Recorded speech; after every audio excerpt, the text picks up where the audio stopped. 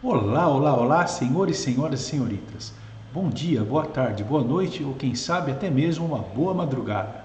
Sejam muito bem-vindos, sejam muito bem-vindas a mais uma questão de legislação aduaneira da nossa playlist relativa à prova de 2012 para o cargo de analista tributário da Receita Federal. Lembrando que vocês já sabem que estamos utilizando a prova 2 conhecimentos específicos, o que significa que a numeração das questões aqui no vídeo segue exatamente a numeração dessa prova 2. Beleza? Então vamos lá. Questão número 50 daquela prova. Sobre o imposto de importação, é incorreto afirmar que.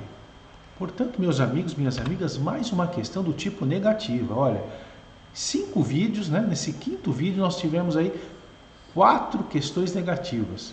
Veja só que interessante o examinador aí apostando na cobrança, né, do conhecimento do candidato do que realmente está errado, como sendo o gabarito para as questões. Beleza? Vamos então ao que interessa. Assertiva A. O imposto não incide sobre mercadoria estrangeira em trânsito aduaneiro de passagem acidentalmente destruída.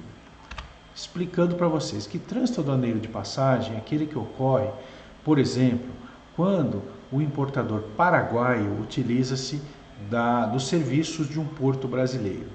Exemplo, ele faz aquisição no exterior de mercadorias, as mercadorias chegam no Porto de Santos e do Porto de Santos elas são removidas para o Paraguai através do trânsito aduaneiro de passagem. Então você faz um transporte rodoviário, né?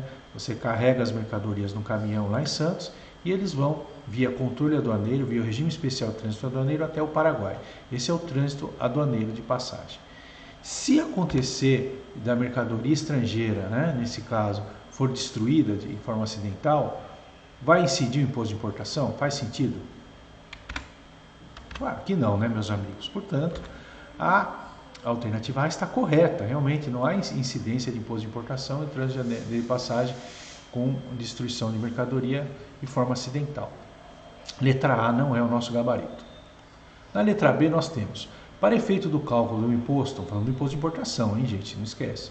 Considere-se ocorrido o fato gerador da data de registro da declaração de importação de mercadoria submetida a despacho para consumo. Meus amigos, essa é o fato gerador do imposto de importação mais fácil de vocês memorizarem.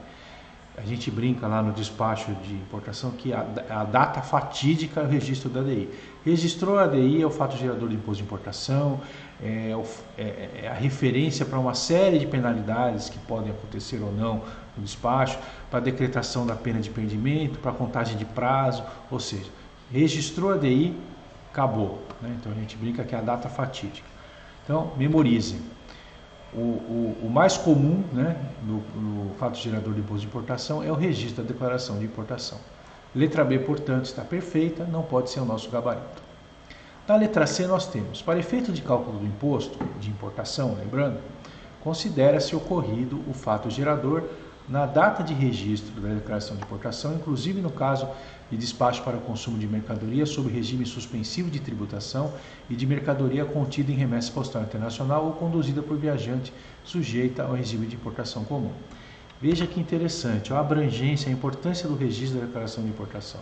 Então, isso aí vale, né, a data de registro da declaração de importação para os casos não apenas do convencional, que a gente viu na letra B, mas para regime de suspensão, para remessa postal internacional e de viajante, né, que resolva fazer um despacho convencional. Então, a letra C de casa está correta, não pode ser, portanto, o nosso gabarito. Ficamos entre a letra D e a letra E. A letra D diz que são contribuintes do imposto de importação, o importador, assim considerada qualquer pessoa que promova a entrada de mercadoria estrangeira no território nacional, o destinatário da remessa postal internacional indicado pelo respectivo remetente e o adquirente de mercadoria interpostada. Certo ou errado, meus amigos? Esses são os contribuintes do imposto de exportação? Certo, memorizem. Essa alternativa D resume de forma sucinta, tranquila e serena e muito prática quem são os contribuintes do II. Memorizem isso nos seus resumos. A letra D, portanto, está correta. Não pode ser o nosso gabarito, já que o examinador quer saber a opção incorreta. Na letra E deve ter algum erro, né? que ela diz o seguinte, que o representante no país do transportador estrangeiro é o responsável subsidiário pelo imposto. Qual seria o erro, meus amigos, minhas amigas? O termo subsidiário, o correto seria responsável solidário, tá? Então, meus amigos, minhas amigas, temos uma questão muito boa sobre imposto de importação. Memorizem as assertivas de A até D de dado, que estão corretas, e cuidado com as pegadinhas relativas à questão de responsabilidade solidária e subsidiária, beleza? Então foi uma pegadinha clássica aí que o examinador quis pegar os mais desprevenidos. Beleza? Então, relembrando, gabarito letra E de elefante. Agradeço a atenção de todos, deixo desde já um grande abraço e espero vê-los no meu próximo vídeo. Valeu!